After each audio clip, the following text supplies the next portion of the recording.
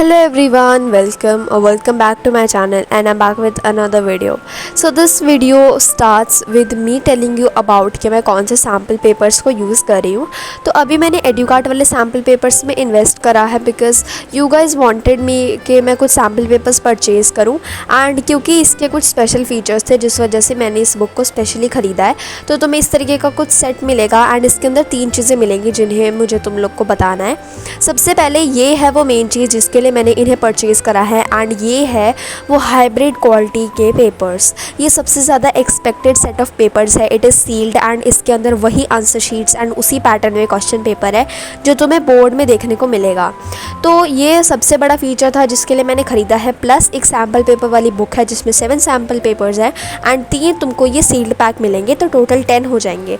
Quality quantity दोनों में ही बहुत अच्छा हो जाएगा तुम्हारे साथ. इसके बाद यहाँ पर तुम्हें एक छोटू सा एक कार्ड मिलता है एंड इस पर QR कोड को स्कैन करके तुम अपने टीचर्स को गिफ्ट भी भेज सकते हो from एडुकार्ट.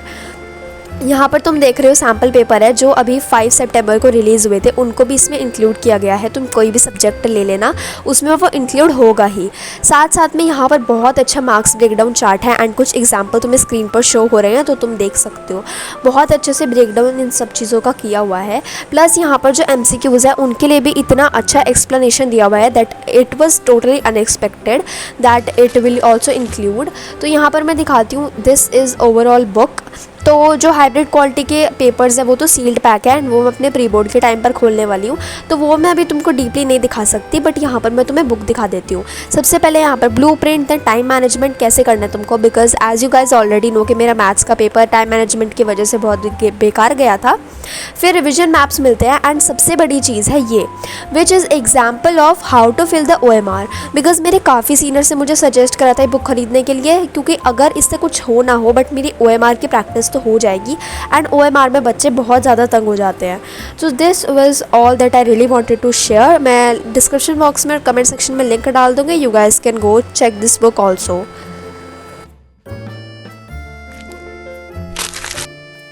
Hello everyone and once again welcome back to the vlog. तो जो लोग नए नए इस वीडियो को देख रहे हैं hello guys and make sure to subscribe my channel because next video मेरा फाइनली हाफ ईयरली का रिज़ल्ट वीडियो होने वाला है. देखो मेरा हाफ ईयरली का जो रिज़ल्ट है वो 10 अक्टूबर को डिक्लेयर होगा स्कूल की तरफ से. But let me clear one thing कि हमारे स्कूल की तरफ से कोई भी प्रिंटेड फॉर्म में रिज़ल्ट नहीं दिया जाता है विच इज़ लाइक थोड़ा सा प्रिंटेड में देना चाहिए बट अभी नहीं दिया जाता है. जब फाइनल का रिज़ल्ट होता है तभी थोड़ा प्रिंटेड एंड ऑफिशियल फॉर्म में गिवन होता है. तो अब मेरे को मेरे मार्क्स तो ऑलरेडी पता लग चुके हैं. सो जो भी चीज़ें होंगी मैं अपने रिजल्ट वीडियो में तुम्हें अभी बता दूंगी. But back to the video. यहाँ पर मैं MCQ अटैम्प्ट करी थी एडुकार्ट वाली बुक में से जो सैम्पल पेपर 5 सितंबर को रिलीज़ हुए थे वो वाली को थोड़ा सा अटैम्प्ट करने की कोशिश करी थी एंड ये मैंने कुछ आधे घंटे में करी थी बिकॉज MCQ में बहुत सारा एक्सप्लेनेशन था, उन सबको रीड करते कराते सब कुछ किया था. इसके बाद मैंने ब्रेक लिया था बनाना का एंड आई हैड दिस. साथ साथ में मैंने कुछ पेंडिंग वीडियोस देखे थे जो मेरे यूट्यूब पर रहते थे and here is me doing nothing in this clip. I don't know why but मैं ऐसी फालतू की क्लिप्स ले लेती हूँ. So I am so sorry for that. But ये वाला ब्रेक मेरा थोड़ा ज़्यादा ही लंबा चला गया था एंड इसके बाद मैंने शाम का ये नाश्ता वगैरह कुछ किया था और फिर मैं सीधा 6 बजे पढ़ने बैठी. लाइक 3 घंटे का ब्रेक हो गया था मेरा. एंड यहाँ पर मैं ये बटन वाले फ़ोन में ये सब कुछ करी थी लाइक टाइमर वगैरह सेट करी थी एंड दिस इज़ बिकॉज जो स्क्रीन टच वाला फ़ोन होता है दूसरे वाला उसकी ज़रूरत तो रहती है, साथ साथ में उसमें बैटरी बहुत ज़्यादा खर्च हो जाती है. बट ये उस फ़ोन में इतनी ज़्यादा कुछ बैटरी वगैरह खर्च होती नहीं है. So that is why I did this. And आज मैं करी थी आर एनवायरनमेंट चैप्टर की NCERT की रीडिंग. तो यहाँ पर मैं दिखा रही हूँ मैंने टाइमर कर दिया था स्टार्ट ताकि मेरे को पता लग सके मैंने छोटे से चैप्टर को कितना टाइम लगा कर रीड किया एंड ऑल दैट स्टफ्स. तो यहाँ पर मैं रीड करी थी. तो सबसे पहले मैंने इस चैप्टर को पहले ही रीड कर रखा है एंड अपने जून की छुट्टियों में ही बायोलॉजी का सिलेबस पूरा कंप्लीट कर दिया था. बट उसके बाद आई don't know what happened but मेरा रिवीजन बायोलॉजी के ऊपर बिल्कुल भी नहीं था. I was revising physics, I was revising chemistry but biology तो बिल्कुल भी नहीं हो पा रही थी. सो अब आई हैव डिसाइडेड कि अगर मेरा बायोलॉजी का सिलेबस कंप्लीट है और अब तो साइंस का भी पूरा होने ही वाला है तो रिविजन्स तो हमें करने ही पड़ेंगे. तो मैं NCERT को एक बार और अच्छे से रीड करी थी एंड जो भी मेरे को लग रहा था इंपॉर्टेंट है उसको मैं मार्क भी करती हुई चल रही थी, हाईलाइट भी करती हुई चल रही थी. एंड जो बहुत ही ज़्यादा इंपॉर्टेंट था जो मैंने इवन सैम्पल पेपर में भी नोटिस किया था उस वाले सेक्शन को मैंने स्टिकी नोट पर भी लिख दिया ताकि एक ही जगह पर कंसाइज मेरे को इन्फॉर्मेशन मिल जाए. ऑल्सो गाइज तुम लोगों ने मेरे को अपना हाफ ईयरली का रिजल्ट बताया and many people are still not satisfied with it. So you guys must firstly accept your result and तुम्हें अपने मिस्टेक्स को देखना होगा. So first of all the major thing is you should accept it and then improve. इसके बाद यहाँ पर मैं टाइमर दिखा रही हूँ. It took me like half an hour इस छोटे से चैप्टर को रीड करने के लिए. एज आई सेड मैं काफ़ी डीपली जाकर पढ़ रही थी एंड ये चैप्टर के जितने भी मेरे डाउट्स थे वो सब क्लियर हो चुके हैं.